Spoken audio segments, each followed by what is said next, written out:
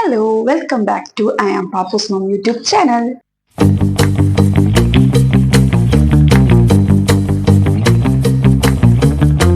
അപ്പം അടുക്കളയിലാണ് എന്താ വെക്കുന്നതെന്ന് വെച്ചാൽ നമ്മൾ ചിക്കൻ കട്ട്ലേറ്റ് വെക്കാൻ പോവാണ്. കുറച്ച് ചിക്കൻ ഇരിപ്പുണ്ടായിരുന്നു, അപ്പൊ ഞാൻ വെച്ച് ചിക്കൻ കട്ട്ലേറ്റ് വെക്കാണ്. അതിപ്പം യൂട്യൂബിൽ ഇടാന്ന് വിചാരിച്ചു. അങ്ങനെ നമുക്ക് ഉണ്ടാക്കാം.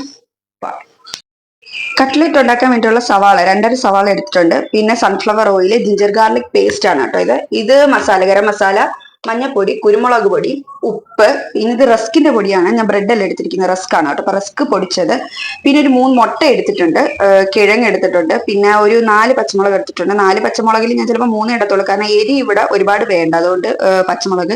പിന്നെ മെയിൻ ആയിട്ടാണ് ചിക്കൻ വേവിച്ചെന്ന് പറഞ്ഞത് കുരുമുളകും മഞ്ഞപ്പൊടി ഉപ്പും കൂടി ഇട്ട് വേവിച്ച് മാറ്റി വെച്ചിട്ടുണ്ട്. ഇതൊക്കെ ഒന്ന് ഇത് നമുക്കൊന്ന് ക്രഷ് ചെയ്തെടുക്കണം, കാരണം ഒരു കുറച്ച് തരിതരിയായിട്ട് കിടക്കാൻ വേണ്ടി. ഇങ്ങനെ പീസ് ആയിട്ടല്ലല്ലോ ഇടുന്നത്, അത് ഒന്ന് ക്രഷ് ചെയ്തെടുക്കണം. പിന്നെ നമുക്ക് കിഴങ്ങൊന്ന് പുഴുങ്ങിയെടുക്കാനുണ്ട്, പിന്നെ മുട്ട അടിച്ചു വെക്കാനുണ്ട്, പിന്നെ ബാക്കിയുള്ള ഐറ്റംസ് ഒക്കെ പിന്നാലെ കാണിച്ചു തരാം.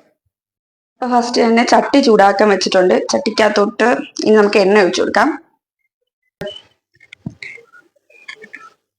ഇതിലേക്ക് നമുക്ക് വേണ്ടത് ഇനി കടുകിടണം. കടുകിട്ടൊന്ന് പൊട്ടിക്കാം, എന്നിട്ട് നമുക്ക് ബാക്കി സാധനങ്ങളൊക്കെ ചേർക്കാം കേട്ടോ. എണ്ണ ഒന്ന് ചൂടായി വരട്ടെ. എണ്ണ ചൂടായിട്ടുണ്ട്. ഇനി നമുക്ക് എണ്ണ ചൂടായി വന്നപ്പോൾ നമുക്ക് കടുകിട്ട് കൊടുക്കാം കേട്ടോ. കടുകിടുന്നത് ഒന്ന് പൊട്ടി വരണം. കടുകിടുമ്പോൾ ഒന്ന് പൊട്ടി വരണം. തീ ഒന്ന് കുറച്ച് വെച്ച് കൊടുക്കണം കേട്ടോ. ഞാൻ തീ കൂട്ടിയാ വെച്ചിരുന്നേ, അപ്പോൾ തീ കുറച്ച് വെച്ചു. ഇനി കടുക് പൊട്ടി വരട്ടെ.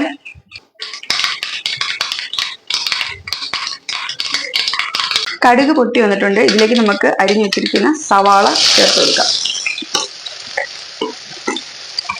ഇപ്പോൾ 2.5 സവാളയായിട്ട് എടുത്തിരിക്കുന്നത്. അപ്പൊ 2.5 സവാളയാണ് ഞാൻ ചേർത്ത് കൊടുക്കുന്നത്.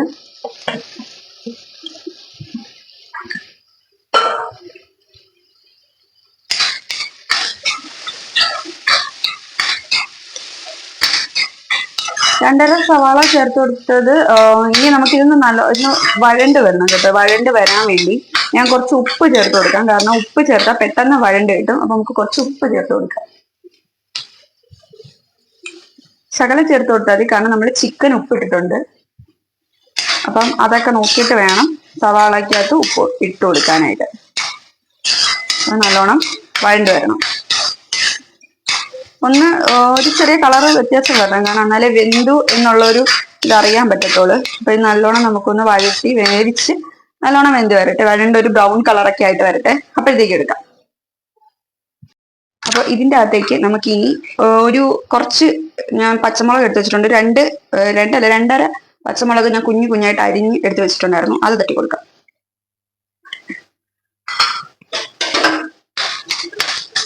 അത് ഇടുന്നതെന്ന് വെച്ചാൽ നമുക്ക് ഒരുപാട് എരി വേണ്ട, അതുകൊണ്ടാണ് കേട്ടോ. പച്ചമുളക് അങ്ങനെ കടിക്കാനായിട്ട് ആർക്കും അത്ര എരിവത്ര ഒരിതല്ല. അപ്പം എരിവ് കുറച്ചതിനെ കൊണ്ട് മാത്രമേ ഞാൻ 2.5 ഇട്ട് കൊടുത്തിട്ടുള്ളൂ.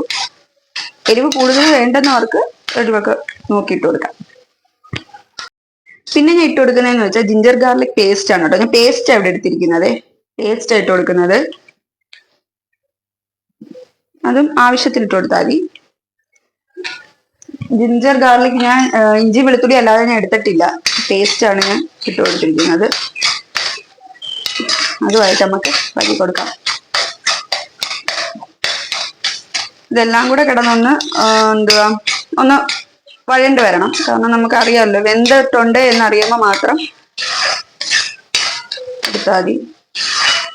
അപ്പൊ ഞാൻ പ്രത്യേകിച്ചൊന്നും പറയണ്ടല്ലോ, എല്ലാവർക്കും അറിയാവുന്ന കാര്യം തന്നെയൊക്കെയാണ്. ഞാൻ പിന്നെ എൻ്റെ ചാനലിലേക്ക് ഇടാൻ ഒരിത് വേണമല്ലോ എന്ന് വെച്ച് ഞാൻ ഉണ്ടാക്കിയപ്പോ ഞാൻ വിചാരിച്ച് വീഡിയോ എടുക്കാമെന്ന്, അങ്ങനെ ഞാൻ ഇടുന്നേ കേട്ടോ. എന്റെ ഇത് കണ്ടു തന്നെ നിങ്ങൾ ചെയ്യണം എന്നൊന്നും ഞാൻ പറയാം. എന്റെ ഒരു ആശ്വാസത്തിന് വേണ്ടി എന്റെ ചാനലിലേക്ക് ഞാൻ ഇടുന്നു, അത്രയും മാത്രം.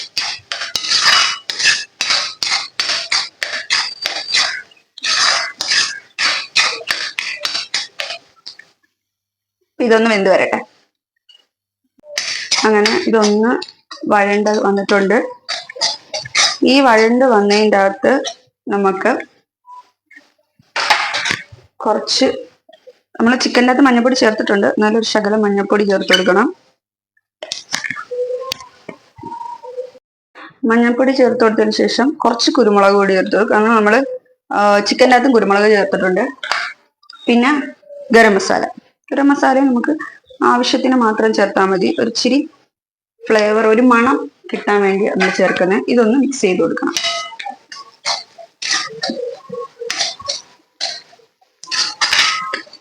ശേഷം ഇതെല്ലാം കൂടെ നല്ലോണം ഒന്ന് ആ മസാലകളെല്ലാം ഒന്ന് മൊരിയണം കേട്ടോ, ഒന്ന് മൊരിഞ്ഞ് വരണം, ഒന്ന് ആ പച്ചമണം ഒക്കെ ഒന്ന് മാറണം, എന്നാലേ അതിൻ്റെ അകത്ത് ആ ടേസ്റ്റ് പിടിക്കത്തുള്ളൂ.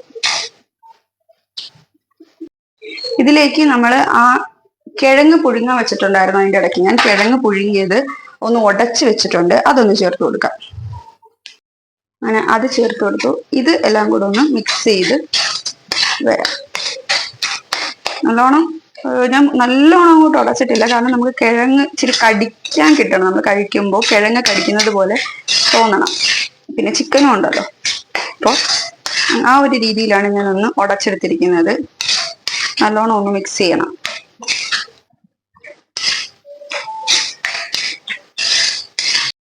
ഈ സമയത്ത് നമ്മൾ ഉപ്പ് നോക്കണം കേട്ടോ, ഉപ്പുണ്ടോ നോക്കണം. എന്നിട്ട് ആവശ്യത്തിന് ഉപ്പിട്ട് കൊടുക്കണം.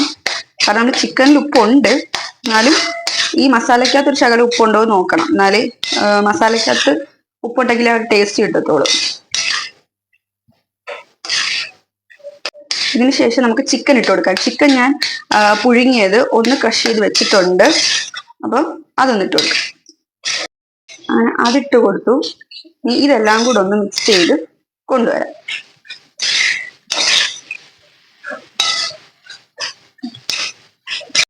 അങ്ങനെ അത് കുഴച്ച് എല്ലാം സെറ്റാക്കി വെച്ചിട്ടുണ്ട്. ഇനി നമുക്കിത് കട്ട്ലേറ്റിന്റെ രൂപത്തിലോട്ട് മാറ്റിയെടുക്കണം, എന്നിട്ടാണ് ബാക്കി പരിപാടി.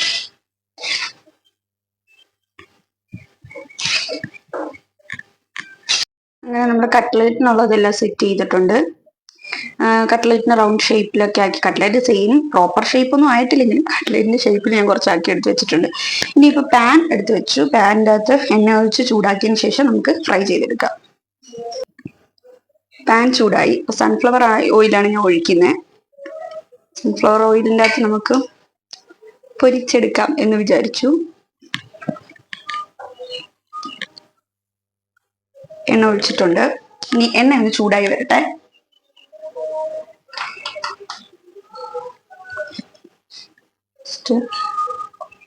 എണ്ണ ചൂടാവാൻ വേണ്ടി മാത്രമാണ് ഞാനൊന്ന് തീ കൂട്ടി വെക്കുന്നത്. ഒരുപാട് ചൂടായി ഇതായി പോയാൽ പെട്ടെന്ന് ഈ ഇതിന്റെ മേലുള്ള കോട്ടിങ്, നമ്മുടെ കട്ട്ലേറ്റിന്റെ മേലുള്ള കോട്ടിങ് ഒക്കെ കരിഞ്ഞു പോവും.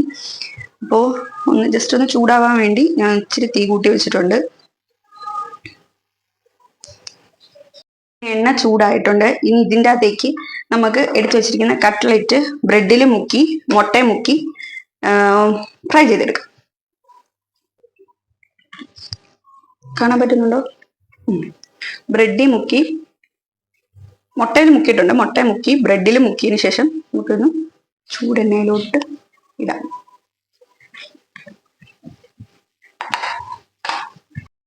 നമ്മളൊന്ന് തിരിച്ചിട്ട് കൊടുത്തിട്ടുണ്ട്. ഇവിടെ ഒന്ന് ഒരു ബ്രൗൺ കളറായിട്ട് വന്നിട്ടുണ്ട്. നമ്മൾ ഒരെണ്ണമാണ് ആദ്യം ചെയ്യുന്നത് കേട്ടോ. ഒന്ന് ചെയ്തതിനു ശേഷം ബാക്കി ഇടാന്ന് വിചാരിച്ചു. ഒരെണ്ണം നമുക്ക് ആദ്യം ചെയ്തെടുക്കാം. പിന്നെ രണ്ട് സൈഡും മൊരിഞ്ഞിട്ടുണ്ട്. ഇത് നമുക്ക് എടുക്കാം.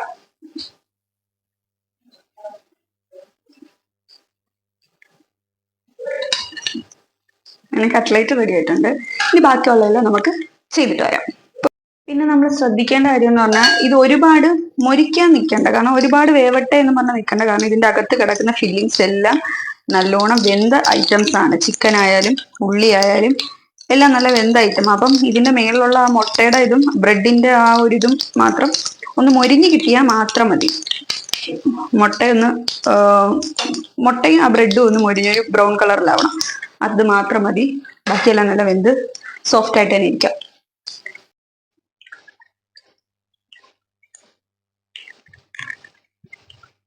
അങ്ങനെ കട്ട്ലേറ്റ് ഉണ്ടാക്കി കഴിഞ്ഞ് ഇനിയിപ്പോ ടേസ്റ്റിംഗ് ടൈം ആണ്. ഇപ്പൊ ടേസ്റ്റ് ചെയ്ത് നോക്കാം. ടേസ്റ്റ്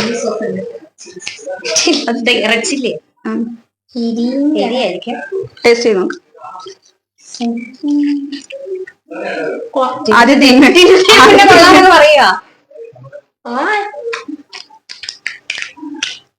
കുഴപ്പമില്ല.